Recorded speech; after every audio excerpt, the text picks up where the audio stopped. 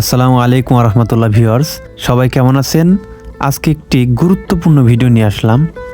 ভালো কিছুদিন আগে আপনাদেরকে একটি তথ্য জানিয়েছিলাম যে সিরাজগঞ্জ জেলার পিপুলবাড়িয়া বাজারে একজন মানবতার ফেরিওয়ালা চেম্বার খুলে বসেছে। তো তার চেম্বারের জায়গাটা পরিবর্তন করা হয়েছে, যার জন্য এই ভিডিওটি করা। তো আপনারা এখন দেখতে পাচ্ছেন যে আগের যে চেম্বার, অর্থাৎ আগে এইখানে তার চেম্বারটা ছিল, কিন্তু বর্তমানে তার চেম্বারটা এখানে নেই। তবে চিন্তার কোনো কারণ নেই, আপনি যখন রাস্তায় দাঁড়াবেন এবং ওই চেম্বার যেখানে চেম্বারটি ছিল ওই দিকে তাকাবেন, দেখবেন যে ওইখানে চেম্বারটা নাই, কিন্তু তার একটু বাম দিকে যদি আপনি তাকান তাহলে দেখতে পাবেন তার চেম্বার।